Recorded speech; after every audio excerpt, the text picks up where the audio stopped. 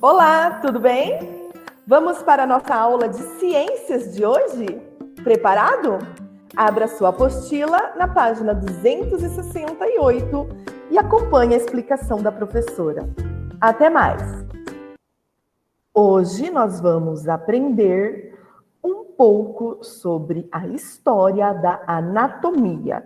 Você sabe o que é anatomia? Já ouviu falar nesse termo? Anatomia significa cortar em partes. Isso mesmo. Esse termo vem do grego ana, significa em partes, e tome, cortar. Anatomia, cortar em partes. Antigamente, o estudo do corpo humano era realizado apenas por meio de instrumentos cortantes. E essa atividade era conhecida por anatomizar. Hoje, esse termo foi substituído por dissecar, que tem como significado um importante método de estudo para explorar e conhecer as estruturas que compõem o corpo humano. Nós estudaremos agora a história da anatomia. Nós vamos entender melhor como os cientistas investigaram e descobriram a forma e a função dos sistemas que compõem o nosso organismo. A anatomia surgiu no Egito Antigo, onde os cadáveres dos faraós eram abertos para a extração de órgãos internos, no processo de mumificação, e permitia dessa forma a observação das estruturas do corpo pelos mumificadores. Então, eram essas pessoas que iam fazer, transformar o cadáver em múmia, que observavam o interior do corpo humano. Acompanhe a leitura. Uma breve história da anatomia. A anatomia é o nome que se dá ao ramo da biologia que estuda os sistemas do corpo e seu funcionamento. Pode grifar esta frase. Os primeiros anatomistas, por volta do ano 300 a.C., realizavam seus estudos por meio da dissecação de cadáveres e deixavam por escrito suas observações.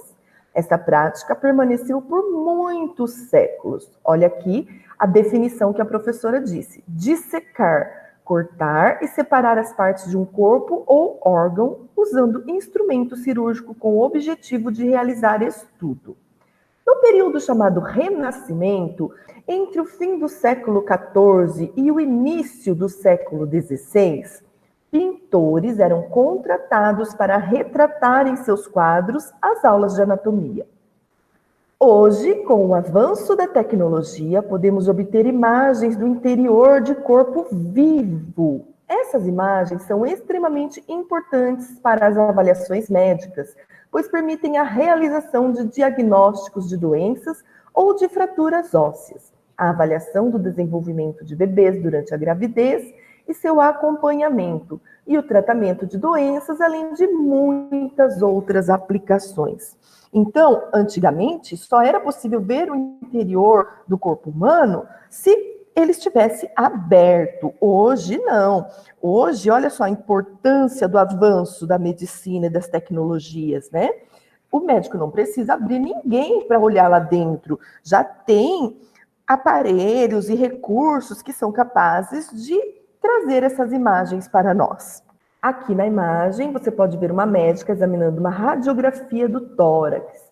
E nessa pintura, que retrata Andreas Vesalius, o médico belga do século XVI, fazendo um estudo anatômico em um dos braços de cadáver, no qual músculos e tendões podem ser vistos. Página 269. Observar imagem 1. No século XVII, o pintor holandês Rembrandt foi contratado para pintar a aula de anatomia do professor Nicolas Peterson Tulp. Observe ao lado a reprodução do quadro e responda as questões em seu caderno. Se necessário, consulte os anexos relacionados ao sistema do corpo humano. Os anexos, aquele que você recortou e colou no seu caderno, tá? Olha aqui, o que a gente pode ver aqui nessa imagem? É uma aula de anatomia. tá? Essa pintura, ela representa uma importante obra de arte que está relacionada à história da anatomia. Essa tela foi produzida por esse pintor famoso e está mostrando aí, ó, a dissecação dos músculos do antebraço. Vamos ler a legenda. O pintor holandês Rembrandt apresentou a dissecação de um cadáver em sua tela, Aula de Anatomia do Dr. Tulp, 1632. Nessa época, pessoal, somente os cadáveres dos criminosos podiam ser dissecados, tá? Esse processo ele acontecia em salões chamados de teatros de anatomia, e a finalidade era somente educativa, era só para que as pessoas pudessem aprender. E essa tela aí, ela é muito valorizada por importantes professores de anatomia, apesar de ter alguns pontos controversos, tá? Vamos lá. Letra A.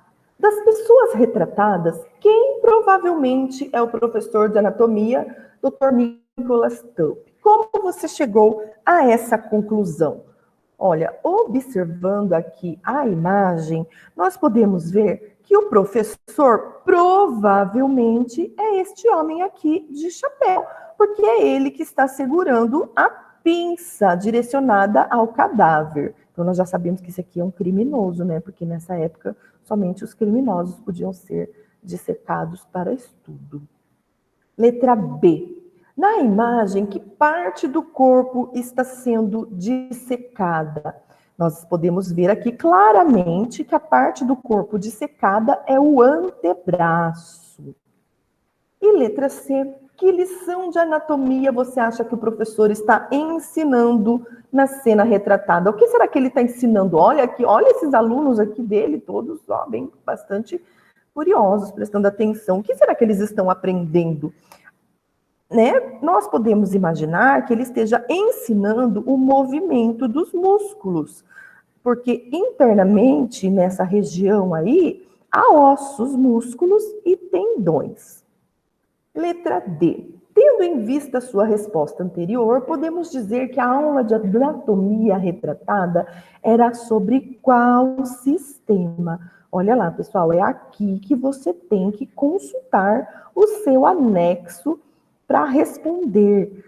Qual sistema que se refere aqui o que eles estão estudando? Ó, nós já vimos que aqui nessa parte tem ossos, músculos e tendões. Então, você vai procurar lá no seu anexo o nome do sistema que está sendo estudado aqui. Página 270, ler 1. Leonardo da Vinci, o desbravador do corpo humano. Viaje 5 séculos no tempo. Esqueça a internet, a televisão, o cinema e a fotografia. Houve uma época em que o ser humano teve de recorrer ao desenho para retratar sua viagem de descoberta rumo ao interior do corpo humano. Os portugueses nem haviam chegado ao Brasil quando Leonardo da Vinci, 1452 a 1519, começou um dos mais impressionantes levantamentos de anatomia para entender o funcionamento de órgãos do esqueleto, dos músculos e tendões. Esta é a história pouco conhecida do artista anatomista italiano. Sim, além de pintor, escultor, músico, cientista, arquiteto, engenheiro e inventor, ele também atuou na medicina. Aqui ao lado você vê o autorretrato de Leonardo da Vinci. Se foi um autorretrato, significa que foi ele mesmo quem pintou.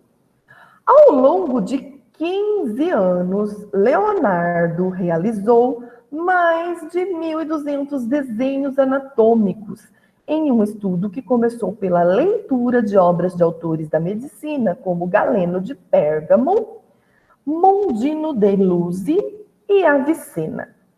Ele também participou de dissecações do corpo humano e de diversos animais. Porém, jamais terminou e publicou a obra que, segundo pesquisadores, poderia ter revolucionado a medicina mais de 20 anos antes que o belga Andreas Vesalius, considerado pai da anatomia, publicasse seu livro De Humani Corporis Fabrica, em 1543, obra que marca a fase inicial dos estudos modernos sobre anatomia. Então, o que nós podemos perceber por este texto aqui? O Leonardo da Vinci, ele foi importante para a anatomia, para o estudo das partes do corpo humano, porque ele retratava fielmente, através das suas pinturas, todo o que ele via. Por quase 1000 anos, questões religiosas e culturais impediram o ser humano de explorar o próprio corpo e de entender o funcionamento da máquina humana. As dissecações para observação direta do corpo humano não eram permitidas, nem adotadas pelas escolas de medicina medievais. Com seus estudos anatômicos, Leonardo da Vinci ultrapassou os conhecimentos dos artistas de sua época, pois, ao observar o interior do corpo humano, viu de perto as características dos seus músculos e dos seus órgãos vitais. E, mais ainda, tentou e conseguiu entender e dar explicações sobre os seus movimentos, suas ações e suas funções. Para Leonardo da Vinci, a figura humana só pode ser representada corretamente por meio do conhecimento da anatomia dos nervos, ossos e músculos. Os detalhes, os cortes e os ângulos das figuras desenhadas por Leonardo da Vinci impressionaram pelo realismo e respeito pela proporcionalidade que existe no corpo humano. A influência da engenharia e da matemática é visível. Roldanas, formas geométricas e engrenagens estão presentes nas gravuras ao lado de estruturas ósseas, de conjuntos de tendões e músculos, indícios de que ele recorreu a cálculos para interpretar os movimentos e a funcionalidade dos elementos anatômicos que observou. Então, por que foi importante, pessoal? Ele procurava sempre a perfeição nas suas formas artísticas, e é por isso que ele contribuiu para a descrição do corpo humano. E ele recorreu aos cálculos para entender a funcionalidade das estruturas que ele observava. Tá? A história da anatomia é marcada pelo envolvimento de artistas, pintores, que retratavam o que viam em suas obras, tá? A atividade da página 271. Assinale V para verdadeiro ou F para falso nas frases sobre os desenhos anatômicos de Leonardo da Vinci. A professora não vai fazer junto com você. A professora vai mandar a correção em outro momento. Vamos lá. Primeira afirmação. Leonardo da Vinci estudou anatomia detalhadamente, realizando dissecações de cadáveres humanos e de animais. Você vai colocar letra V se for verdadeiro ou letra F se for falso essa informação. Segundo item. Leonardo da Vinci leu obras de medicina para realizar seus desenhos anatômicos. Terceira afirmação, em seus estudos anatômicos, Leonardo da Vinci buscava compreender o funcionamento do corpo humano. Quarta afirmação, nenhum artista anterior a Leonardo da Vinci havia feito ilustrações anatômicas com precisão e detalhes. E última afirmação, Leonardo aplicou seus conhecimentos de engenharia e de matemática para estudar como funciona o movimento do corpo. Você pode verificar se essas informações são verdadeiras ou falsas, relendo o texto que nós acabamos de ler. Na seção Ler 2, nós vamos conhecer um pouco sobre a tecnologia atual para o estudo e análise do funcionamento do corpo humano. Os exames de diagnóstico por imagem. Você já deve ter ouvido falar em radiografia, ultrassonografia, tomografia, ressonância magnética, né? E esses são todos exames que nos trazem a possibilidade de estudo e análise das estruturas que compõem o nosso organismo. Então, é importante que você compare os métodos que eles utilizavam, né, com os métodos que são utilizados hoje. Vamos destacar aí a importância do avanço da tecnologia, que possibilita realizar exames de maneira menos invasiva, ou seja, sem precisar abrir toda a pessoa. Radiografia. A radiografia, ou os raios-x, é uma fotografia do interior do corpo utilizada para diagnosticar fraturas, doenças pulmonares e problemas na coluna vertebral. Na odontologia, é usada para descobrir cáries e analisar a raiz dos dentes, por exemplo. Para obter esse tipo de imagem, a máquina de raio-x dispara partículas invisíveis através do corpo e elas ficam marcadas em um filme radiográfico colocado por trás do corpo. Você já deve ter visto, você já deve até ter passado por esse procedimento. Aí na foto você vê uma imagem radiográfica do pulmão. Os ossos formam imagens brancas e as partes do corpo que são ocas ou preenchidas com ar, como os pulmões, mostram-se pretas. Já os músculos e outros órgãos aparecem na cor cinza. Ultrassonografia. Também conhecida por ecografia, a ultrassonografia é usada no acompanhamento da gestação e para obter imagens de diversos órgãos, tais como o fígado, os rins, o pâncreas, a bexiga, o útero e os ovários. O aparelho de ultrassom emite ondas sonoras e as capta de volta em forma de ecos, que são transformados em imagem em um monitor. Aqui também pode conversar com a sua mãe, ela já fez esse tipo de exame e as mães ficam muito felizes de poder ver lá na imagem o bebezinho ainda dentro da barriga. Olha que avanço, né, da tecnologia. Aqui na imagem você vê uma mulher grávida no exame de ultrassom. Na sequência, nós temos a tomografia computadorizada. Ela fornece imagens em fatias do órgão que está sendo avaliado, como os rins, o fígado, os intestinos, os pulmões e o cérebro.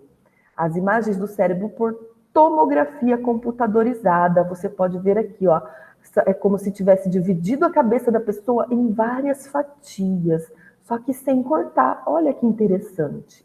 Ressonância magnética, muito usada para análise de músculos e tendões da coluna vertebral e do cérebro.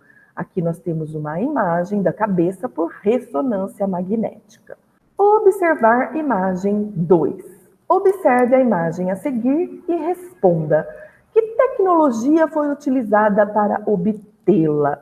O que você acha? Qual a tecnologia? Pode olhar ali em cima as possibilidades possíveis e responder aqui qual você acha que foi.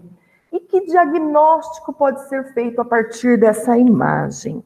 O que será que está representando aqui? Ó? Esse aqui é um exame bastante comum, que você já fez. E o que será que está representando? Olha aqui, o que dá para ver aqui? O que aconteceu, né? Você vai escrever aqui qual o tipo de exame e qual o diagnóstico, o que foi possível ver através desse exame. Letra C. Qual é a importância dos exames de diagnóstico por imagem para a vida das pessoas?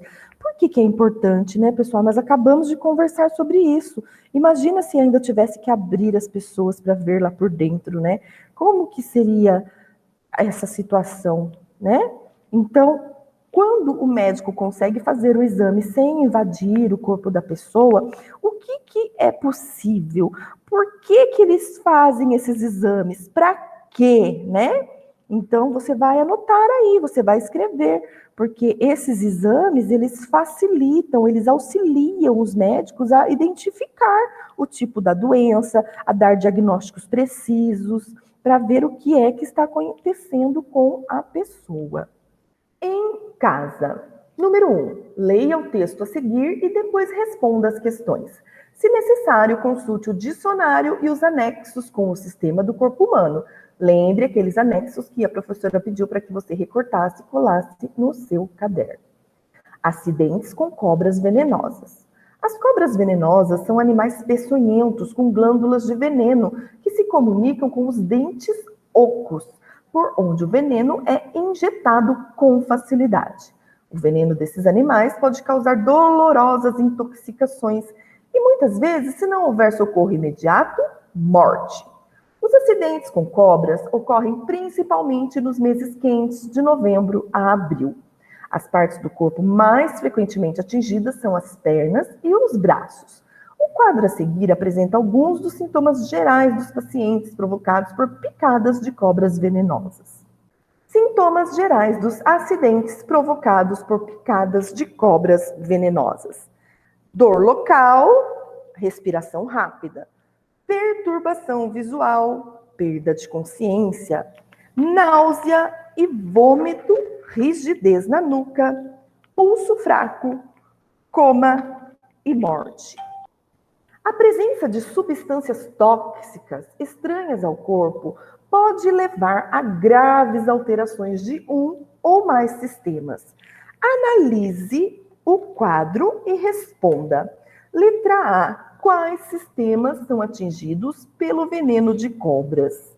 E quais os sentidos estimulados pelo veneno? Então, você vai analisar aqui, ó. É mais de um sistema, tá?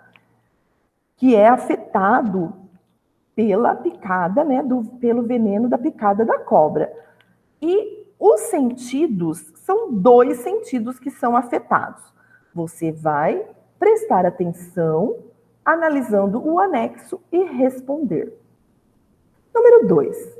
Observe as imagens, indique quais sistemas estão representados e o órgão vital presente em cada um deles. Olha aqui, você pode ver aqui o órgão e aí você vai dar o nome deste sistema. Aqui também nós temos o órgão e o sistema. Aqui outro órgão e todo o sistema. Você vai anotar a resposta. Qual é o órgão e qual é o sistema? Número 3. Após conhecer um pouco sobre Leonardo da Vinci, escreva quais atitudes e habilidades você acredita que foram importantes para que esse artista cientista criasse obras anatômicas tão extraordinárias. Ele tinha uma postura investigativa, ele era curioso, ele gostava de aprender, né? Então ele se aprofundava nos estudos, ele tinha dedicação e ele sabia relacionar os conhecimentos que ele adquiria. E ele procurava sempre retratar fielmente, ele queria a perfeição. E foi isso que ajudou muito na anatomia, no estudo da anatomia. Número 4. Você já precisou realizar algum exame de diagnóstico por imagem? Essa é uma pergunta pessoal. Caso a resposta seja positiva, responda qual das tecnologias foi utilizada no exame e por qual motivo foi necessário fazê-lo. Se a resposta for não, faça essas perguntas a outra pessoa que já o tenha realizado, alguém aí da sua família. Então anote qual foi o exame e o motivo que o levou a pessoa a precisar dele. Espero que você tenha gostado da aula. Qualquer dúvida, a professora está à disposição no WhatsApp. A correção das atividades será enviada em outro momento. Até mais!